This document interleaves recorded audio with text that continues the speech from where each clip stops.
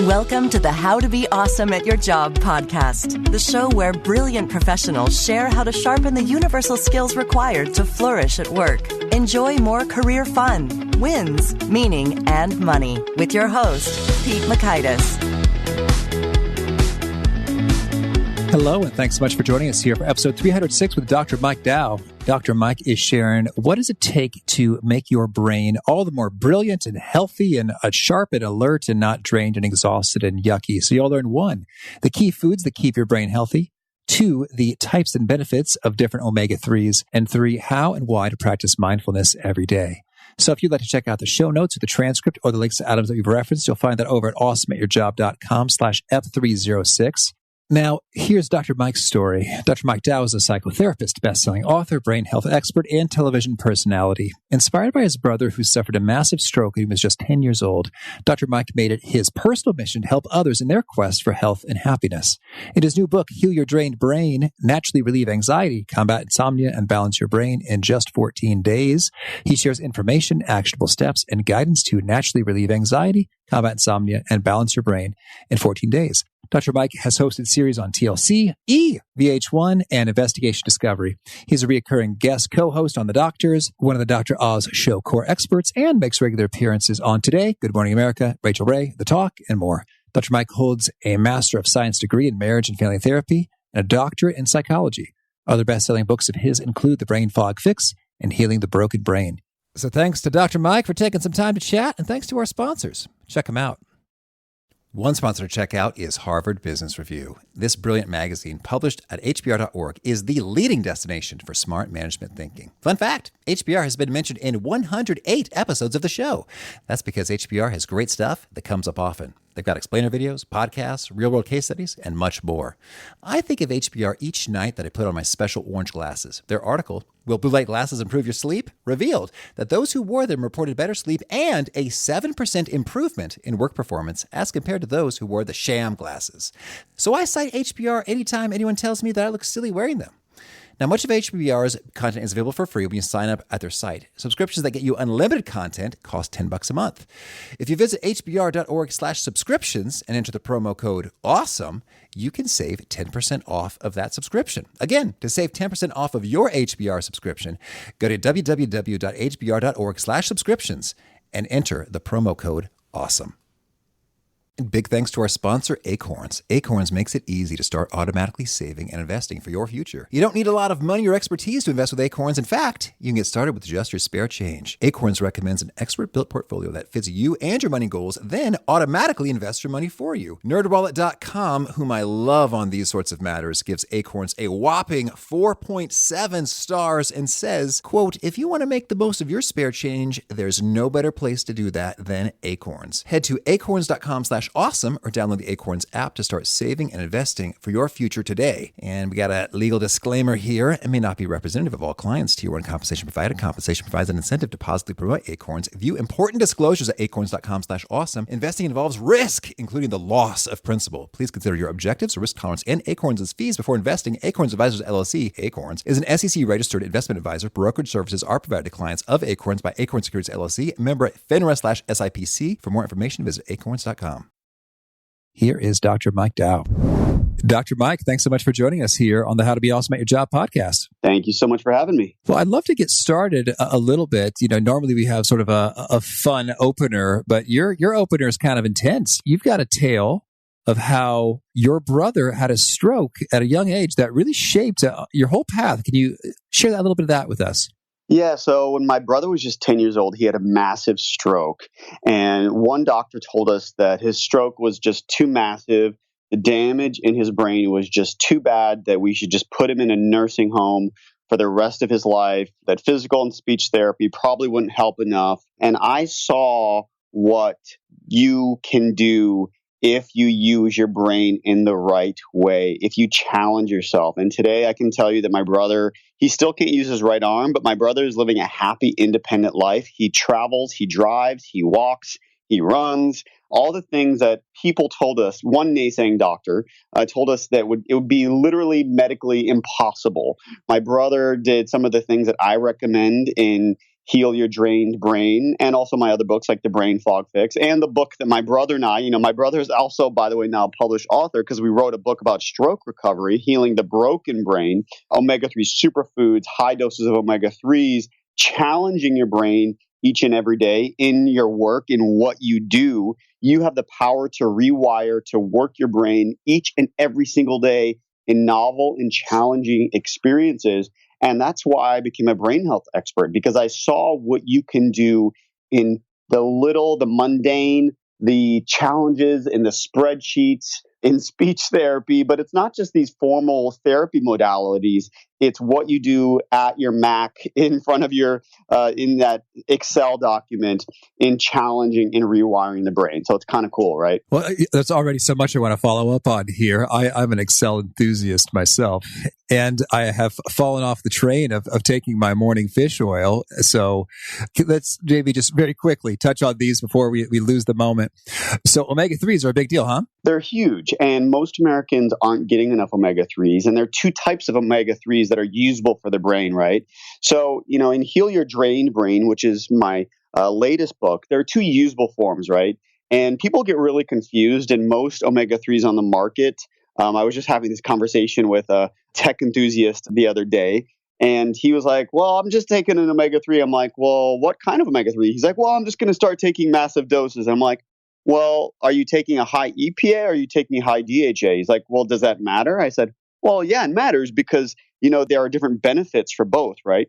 So in Heal Your Drained Brain, I talk about EPA as your stress-less omega-3. And in the Brain Fog Fix, I called it your feel better omega-3 because EPA is associated with better mood and less stress. So if that's your target, and it also helps you to fall asleep because you have less anxiety, right? So if that's what you want and that's your problem, you want to look for an omega-3 supplement that has very, very high levels of the omega-3 EPA and very low levels of the omega-3 DHA. So you want like a 7-to-1 ratio. So on the back of the bottle, you would want something that says like EPA, let's say like something around like 700 milligrams and something around, let's say like 100 milligrams, or, that's the ballpark because they're all a little bit different. But if you want to think better, so in Brain Fog Fix, I think I called DHA your Think Better Omega-3 because that book was more about, dementia prevention and brain fog. And in Heal Your Drained Brain, I called it your Sleep Soundly Omega-3 because DHA does two things. It's all about cognition, it's about dementia prevention, and it's about deep sleep. So if you're somebody who's not sleeping soundly, so the EPA helps you to fall asleep if it's anxiety, but DHA in research helps to improve deep sleep. So DHA, if that's what you want, then maybe you want an omega-3 that has higher levels of DHA, or maybe you just want like and if you want both, then just get one of the vanilla supplements, not a vanilla flavored, but just an everyday omega-3 supplement. Because most supplements on the market have like a 1-to-1 ratio of EPA and DHA, or like a 2-to-3 ratio, or 3-to-2.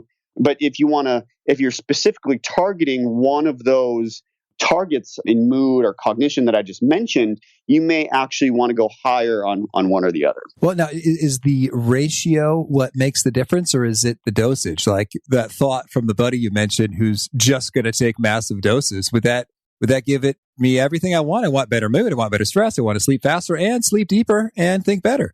Yeah. A bunch of both. Would that do the trick, or is the ratio important? Yeah. So that's a great question. So it is both because they compete for space in your cells. So that's why the dose and the ratio matters. So we know from research that if you want the mood benefits, you can't just take a ton and just think, oh, well, I'll just take a ton of both because then I'll get both benefits, because the DHA actually sort of in your brain cells pushes the EPA out. So then you can take a very, very high EPA dose of, let's say for anxiety, the research shows that you need, if you want really potent anti-anxiety effects, you need about 2,000 milligrams of EPA.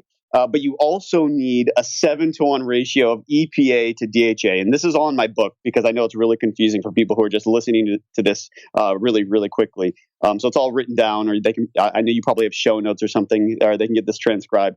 So it's about both. So it's about the dosage but also the ratio because they compete for space in your cells. And these two omega-3s can sort of push each other out. And now I'm also going to give you one more thing that is going to possibly confuse people.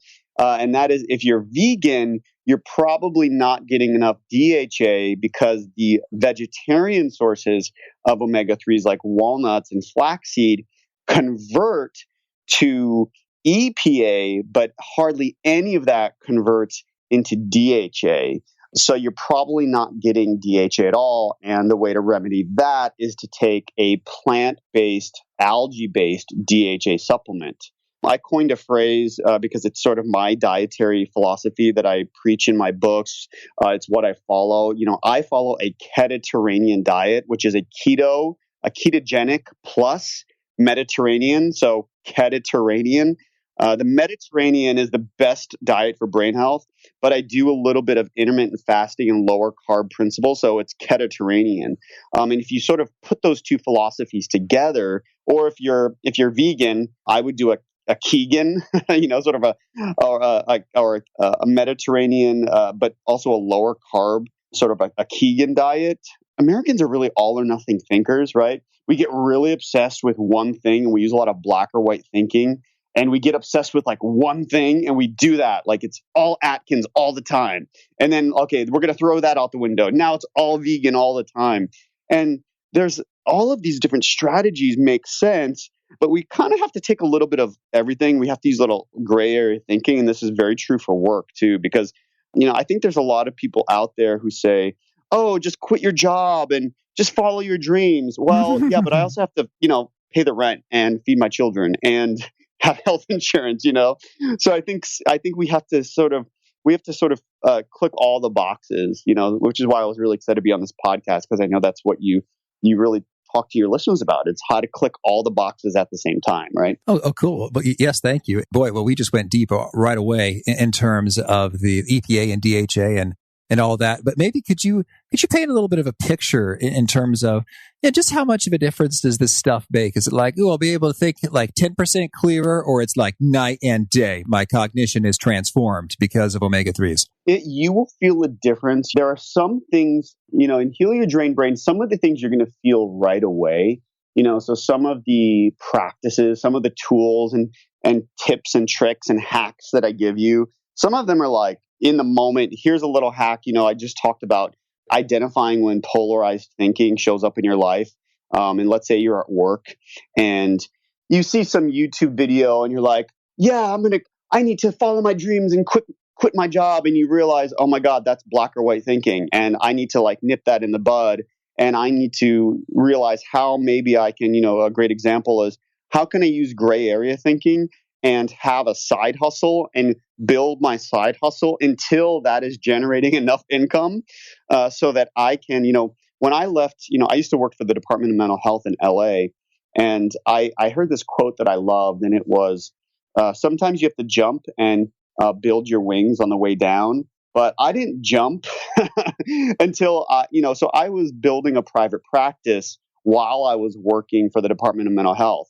And for me to just jump, so I would say I did jump, but I had a soft landing, So for me to jump and leave the Department of Mental Health and leave my healthcare plan and all that would have been really sort of, it would have been sort of foolish, right? But I also believe in people following their dreams. And then I jumped from private practice into writing books. So I help people to follow their dreams all the time. But if you have 3 kids, I'm not going to tell somebody to quit their job with nothing with nothing built, so I'm going to help you to sort of create stepping stones. So, oh gosh, so I digress. Yeah, sure thing. Well, I was just wondering how substantial is the impact of some of these interventions, and is omega-3s like the big one to start with, or is it the black and white versus gray thinking is going to give you the most bang for your buck? I'd love to hear some hard hitting numbers from the research and like, holy smokes, if I do this, I can see that.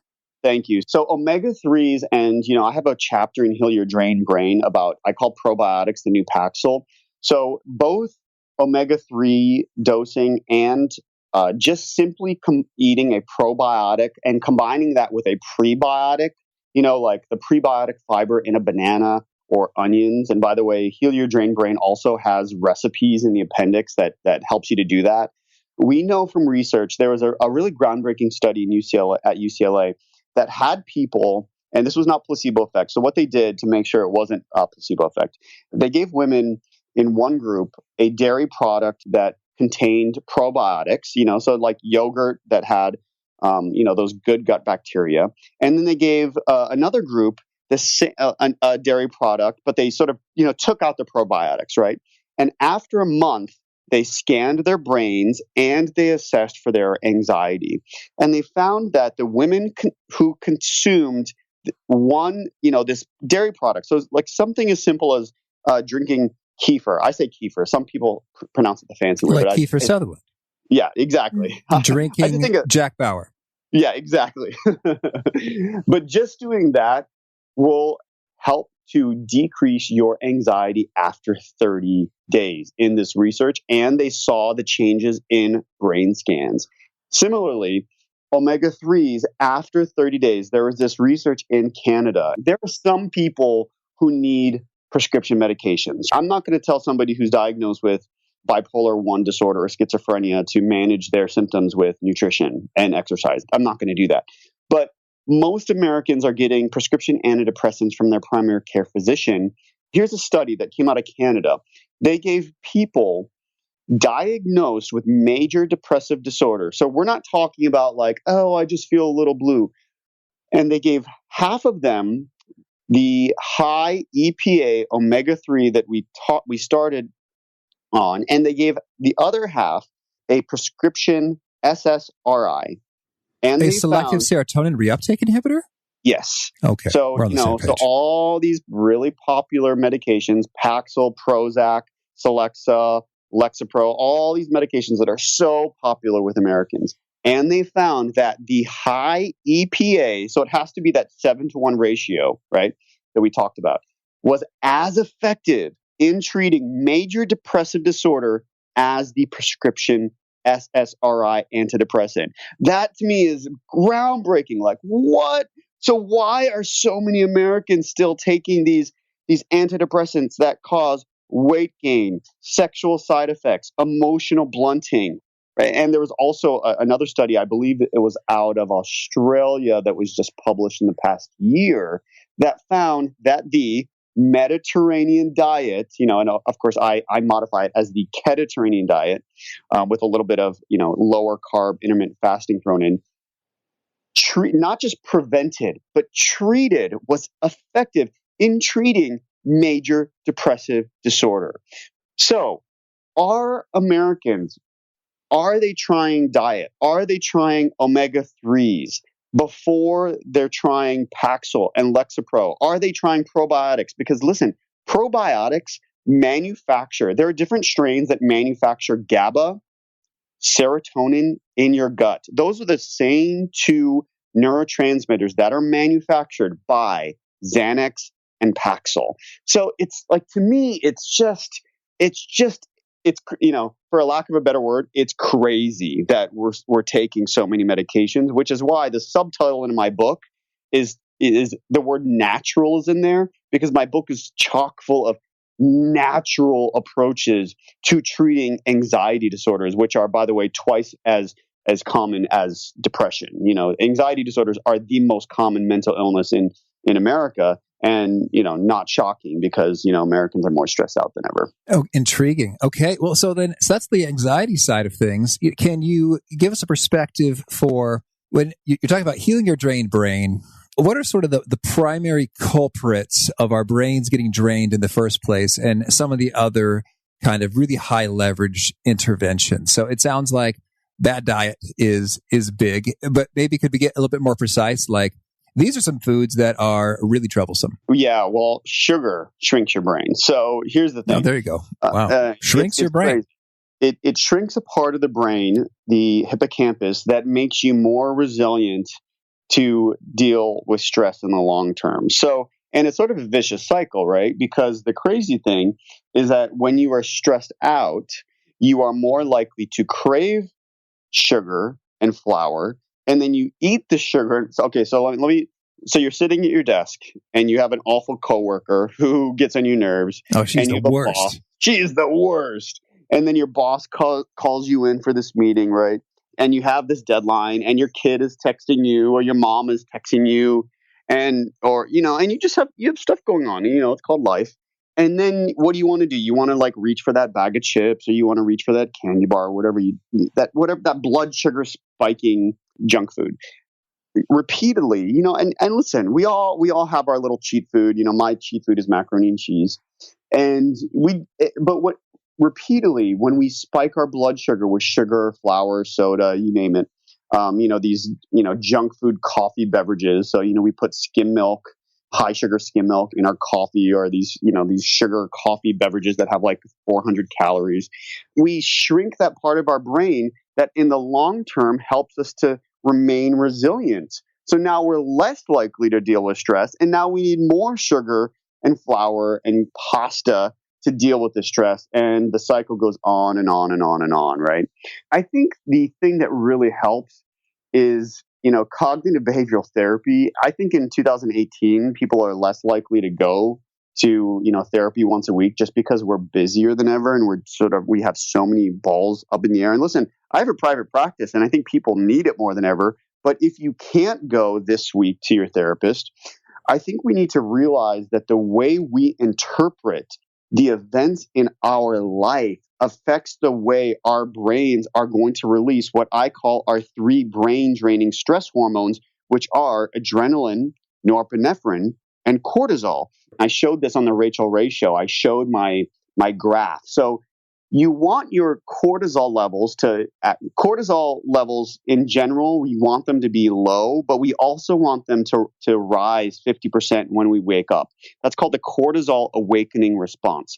So in a healthy brain, that stress hormone cortisol should rise 50%. That helps to wake you up. And then cortisol levels should slowly go down throughout the day. For example, we can use high levels of vitamin C to bring down very generally high levels of cortisol. And, I have hundreds of interventions in my book, but if the cortisol is not rising and falling at the appropriate time of day, there's a chapter in my book, Cognitive Behavioral Therapy for Insomnia, or CBTI, and we adjust your circadian rhythms because there is an inverse relationship. Cortisol rises when melatonin falls and vice versa. So at night, when cortisol is falling, melatonin is supposed to be rising. So let me give you an example. It's 10 p.m. And so let me ask you a question. What are you doing at 10 p.m.? Have you ever been doing something that you're not supposed to be doing at night, watching TV or checking your iPhone for emails? Yeah, I'm usually asleep, but it does happen at sometimes, some Netflix, etc. at 10 p.m.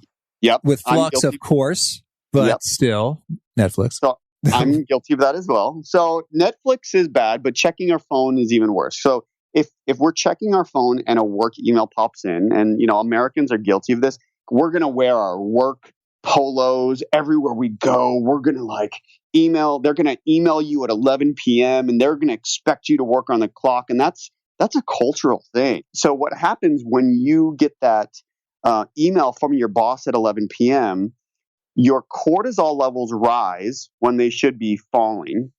Number 2, the blue light from electronics sends a signal to the pineal gland in your brain to suppress melatonin production. So melatonin goes down when it should be going up, which means that you can't fall asleep, which means that your circadian rhythms are off, which means that you have insomnia, which means that the next day when you go to work and you're groggy, you are much more likely to experience high levels of stress and anxiety, and then the cycle, and then you're more likely to drink a lot of caffeine, and then you're less likely to fall asleep the next day, and you just feel cranky, and then the cycle gets worse and worse and worse.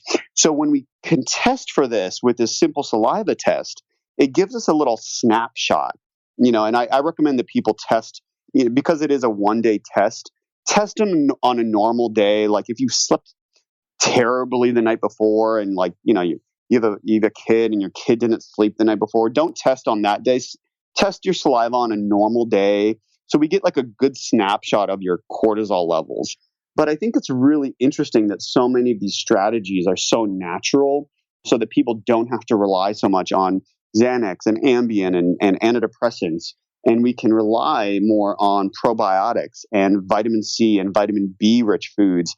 I'm obsessed with B vitamins and folate and vitamin B12 because they're just so incredible for the brain. Oh, very cool. Well, so then, given all of these potential levers, I'd love to get your take. If you're a professional and your brain is drained and tired and stressed and anxious and not creative as a result of all these things, what would be sort of your top 3? Okay, this is easy, and if you do it, you'll feel a huge difference. Recommendations? Yeah, I think changing your diet is number one. So less sugar. Less sugar. Well, can I give you my top 3 diet and then 2 others? Yeah. Okay, let's do it. So my top 3 diet recommendations, because diet is it's just the most important thing we do. So less sugar, more omega-3s, and more B vitamins. So, and of the B vitamins, folate. So get those, not folic acid. Folic acid is just terrible for you. So if you're supplementing, you want to look for methylfolate. So folate converts to methylfolate. You want to get the more expensive form of folate, so methylfolate. And the same thing goes for vitamin B12. You want to look at the back of a label. You want methyl B12, or what you can just do is get the natural forms of both by eating lots and lots. And what I recommend in my book is 7 servings of vegetables and whole fruits a day, lots of dark leafy greens. And remember, drinking fruit juice is like drinking a soda in terms of your blood sugar. So don't forget to eat your fruits, so whole fruits. And if you want, you can just remember the little phrase, eat your fruits, drink your vegetables. You can also eat your vegetables, but it's okay. So I love drinking vegetable juice. And of course, lemon and lime make a great low calorie. Those are the fruits that it's okay to, squeeze, lots of great lemon juice to cut that bitter vegetable flavor. In terms of the 3 top practices to heal your brain, I love, and this is a chapter in my book, it has sort of a funny, I actually got to, I don't know if any of your listeners got to see it. This episode aired recently, and hopefully it'll replay and people can Google this, but I got to hypnotize Dr. Oz on his show. Now, hypnosis is really fascinating because it moves the brain into fast beta waves. And if you're working on that spreadsheet at work, your brain on an EEG would read very fast. It would show very fast beta waves, which are associated with anxiety. And hypnosis moves it into very slow theta brain waves, which are the brain waves that you're in when you're dreaming. And no surprise, your dreams are usually very creative. Well, guess what? When you're in hypnosis, you tend to be very, very creative. So if you're trying to solve a problem, doing a little self-hypnosis, and I have a script in the book, can help you to be really creative. So if you are a tech executive, or you're an ad executive, or you want to write a chapter in a new book and you're a little stuck, do a little self-hypnosis. And a little anecdote is when Thomas Edison was inventing the light bulb, when he tried to solve a problem, he would hold these ball bearings and he would take a nap. And when we fall asleep, we pass from beta down into alpha, which is in between, and then into theta, and then into delta, which is dreamless sleep. But in order to get from awake to sleep, we pass through theta on our way down into dreamless sleep. And at that point, our bodies sort of go limp, and he would drop the ball bearings and that would wake him up.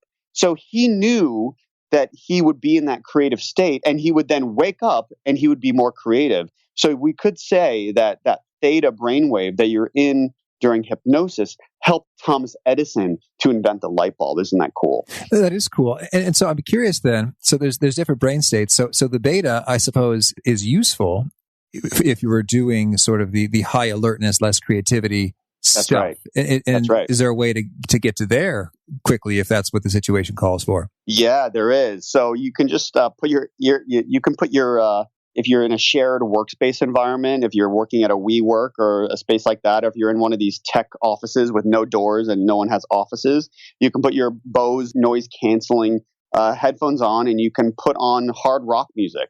or any sort of like really fast music. And if you want to slow the brain down, you can put on really slow classical music, because really slow, heavy metal will help the brain go into a beta wave state. Or you can just think about something really stressful, but I don't recommend that, because sometimes those brain waves are hard to get out of, and you're probably also going to release a lot of adrenaline and cortisol, which is not only cardiotoxic but also depresses your immune system. But listen, beta brainwaves are great for in small bursts and for a short amount of time. So they can be really helpful while you are trying to stay really focused. And what's also interesting is that patients diagnosed with ADHD have too many theta brainwaves and not enough beta. And patients with anxiety disorders have too much beta and not enough theta, which makes sense, right? If your brain is too fast, you're anxious. If your brain is too slow, you have inattentive ADHD. So, and can you give us the 1 minute version of how does one do self-hypnosis? Yeah. So the 1 minute version is take yourself to a relaxed state. Imagine in your mind's eye, you're going down an elevator from the 10th floor down to the first floor. See yourself in a really happy, peaceful place, and then see yourself solving whatever creative problem you need to solve. And then once you have that answer, take yourself back up that elevator, and then, crack that computer code or that ad sale that you need to solve or that new chapter in your book.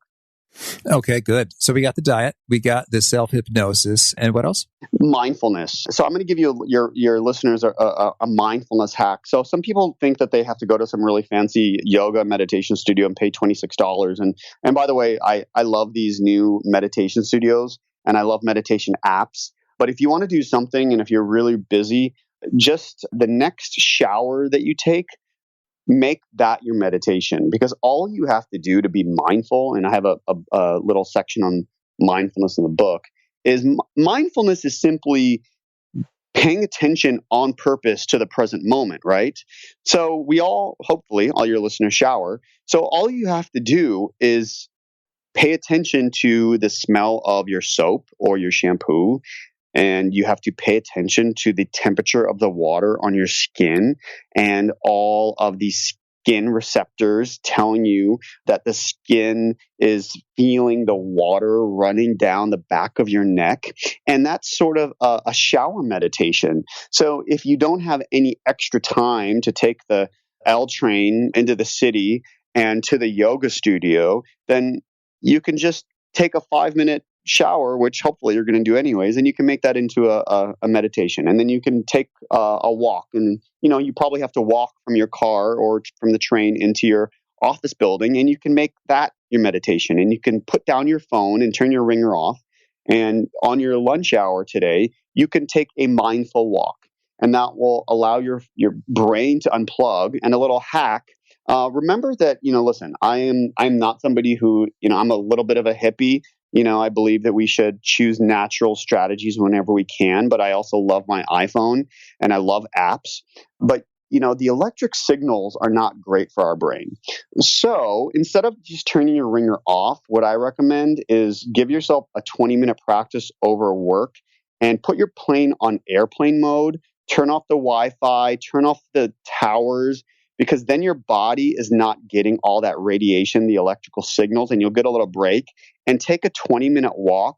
That'll actually help you to be even more mindful. You can actually stop checking Instagram and you can just take a walk around the park and be mindful for those 20 minutes. It'll just really change your brain and actually thicken the most human part of your brain, which is your prefrontal cortex, which is kind of cool. And when you say mindful, part of it is not looking at technology. What else makes a walk mindful? It's simply using your 5 senses. So pay attention to 3 things that you see, 2 things that you can hear, 1 thing that you can taste, maybe another thing that you can smell. Maybe there's even a taste landing on your tongue. So just pay attention to those 5 senses, and those 5 senses that you are perceiving in the only moment where your life is unfolding, which is right here and right now as you're walking, will suck you into that present moment. Lovely. Thank you. Well, tell me, anything else you want to make sure to cover before we shift gears and hear a few of your favorite things? Yeah, I think just the power of relationships and connection. So whether or not you're in a relationship, just remember, I'm actually doing this interview with you, and Rocco is on my lap, and he's very high maintenance. So I actually prevent him from barking when I'm doing podcast interviews from home by petting him.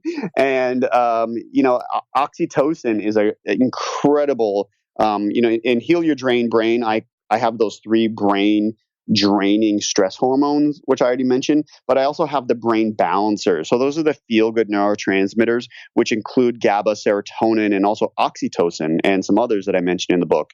But remember that connection is potent.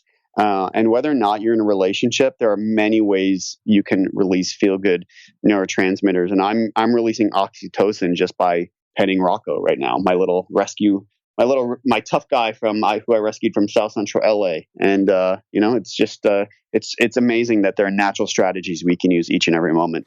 Oh, absolutely. It's so exciting, the stuff with oxytocin. We had Paul Zak, a big researcher in the field, back in episode 124, and it's so huge. So I'm curious, when it comes to, say, petting the dog, is there a certain dosage? Like if I were to take a break and hang out with my precious baby Jonathan, just how much touch kind of releases a dose? Well, I would say the more the better. I don't have a dose specific. I should measure that because when it comes to the brain and also anxiety disorders, one of the pieces of research that I was most excited that I had to put in my book was the fact that intranasal oxytocin given to people who went through a trauma actually prevented them from developing post-traumatic stress disorder. So it's just really incredible that these so-called hippie, airy-fairy, quote, natural strategies are maybe really potent medicine. I'm just so excited about them, and I have to. It's why I was so called to write this book, because I think people just need to know how incredibly potent and powerful they really are. Oh, that's great.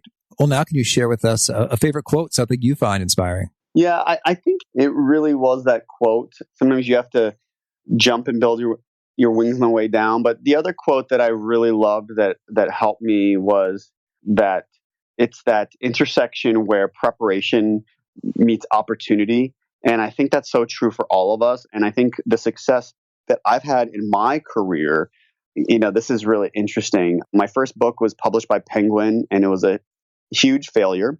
And then I'm now about to publish I just published Heal Your Drained Brain, which was my 4th book. This fall I'm releasing, I'm writing the next Chicken Soup for the Soul, it's called Think, Act, and Be Happy, which is my 5th book.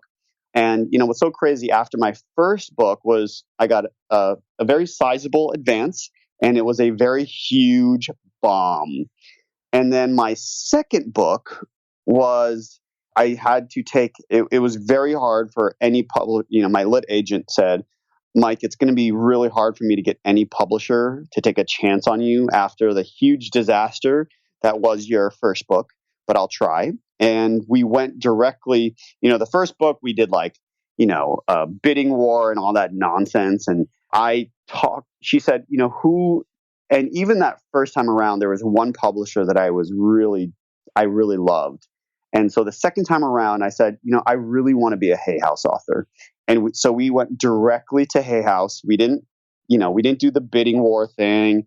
And I just took a small advance, relatively speaking. It wasn't like $10 or anything like that.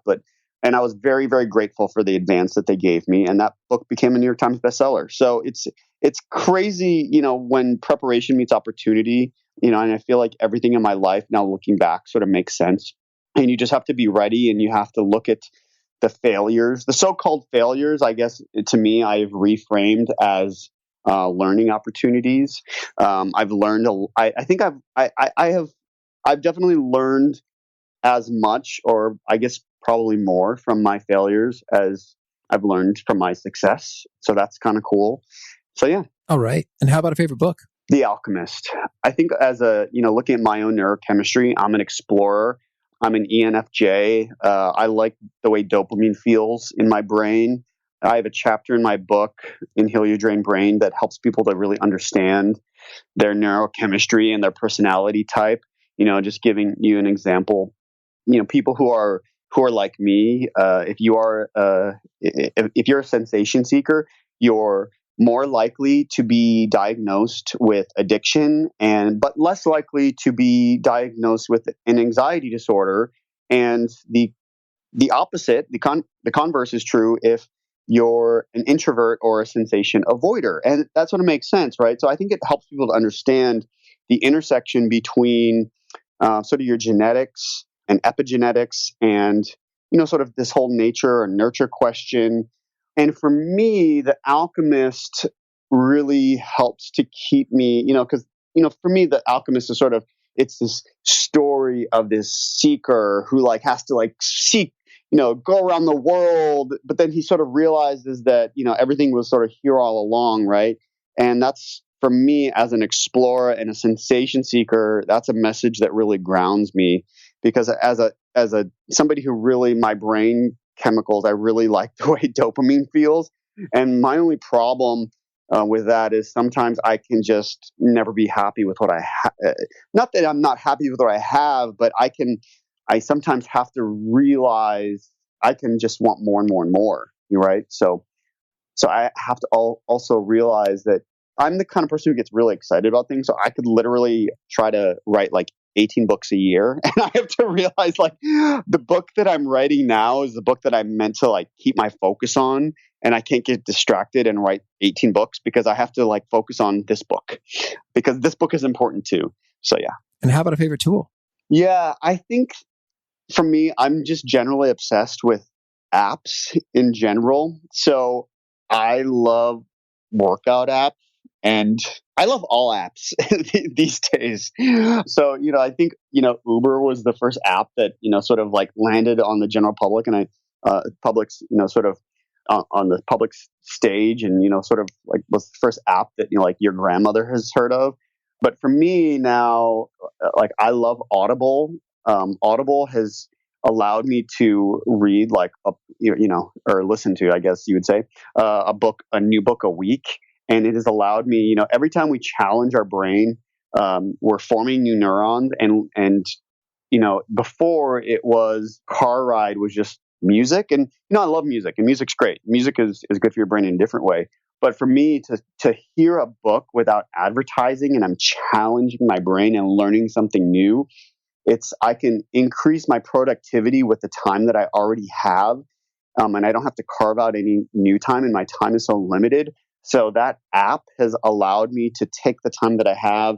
And also, workout apps have allowed me, and I have ClassPass. So, I can take, instead of belonging, I used to belong to all these different classes, but it's okay, well, they have classes at 12 and 4 and 6.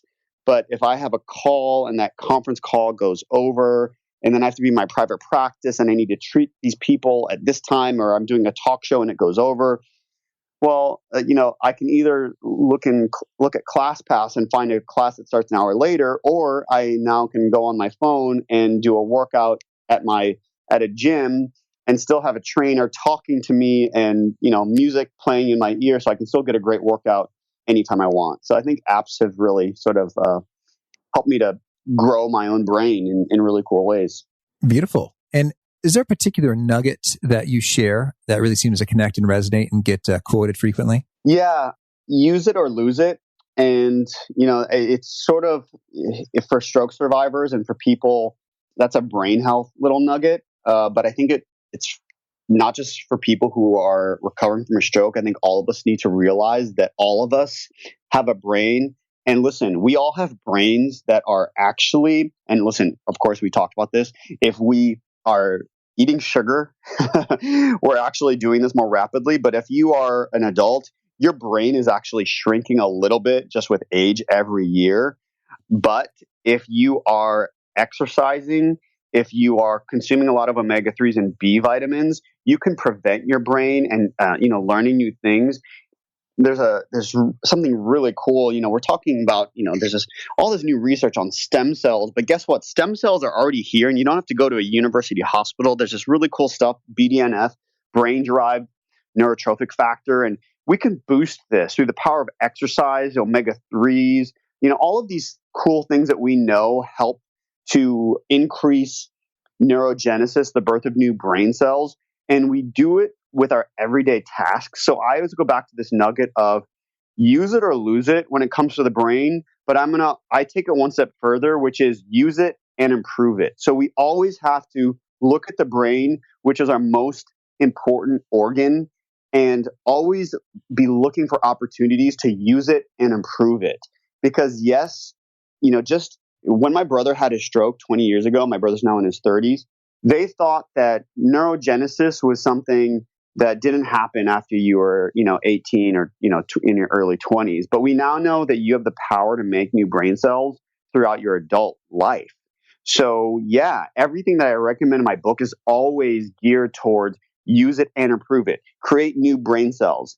Use exercise. Use omega-3s. Consume turmeric every day.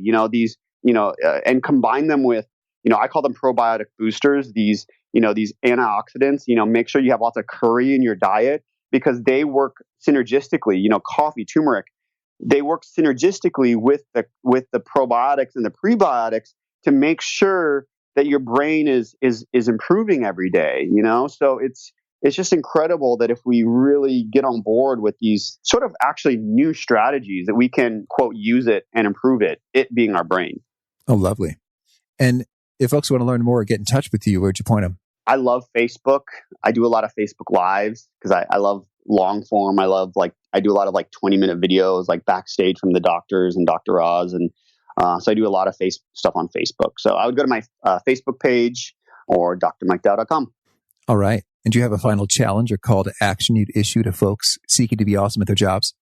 Yeah, I would say that to be awesome at your job, use your brain to just figure out a way that today you can use that adage of use it and prove it. And by doing so, you're probably going to be a little bit more awesome at your job. And you'll probably also be a little happier too. Beautiful. Well, Dr. Mike, this has been really fun. I wish you so much luck as you continue to spread the good word and heal drained brains and appear on all the cool shows, and keep it up. Thank you so much. I really appreciate you having me. I really like the way Dr. Mike Dow brought up how you can make a walk a mindful walk. Because sometimes I get sucked in like, I should be mindful now. I'm supposed to be mindful. Pay attention to my surroundings, as opposed to those questions that just trigger sort of an immediate response in terms of getting mindful. Like, what are 3 things that I see? Hey, there's something I see. There's a big umbrella. There's something else I see. There's a whole lot of pink on that sign. That's kind of different. Hey, here's something else I see. Those shoes have bright green laces. Okay. And then what are 2 things I hear? And so I thought that was just very helpful in terms of getting out of my head and thinking and strategizing and all the stuff that my brain tends to go to into that more present mindful spot by being pinpoint with the trigger questions I ask myself. So that was helpful for me. Hope you dug that and more.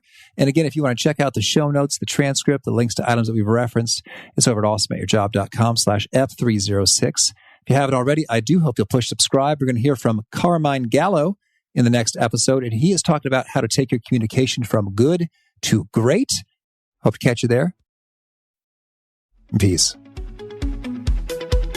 Thanks for joining us for today's episode. To get the most out of this conversation, visit awesomeatyourjob.com to find today's show notes, transcript, and infographic summary cheat sheet. For more entertaining professional skill sharpening, be sure to subscribe to catch the next episode of How to Be Awesome at Your Job.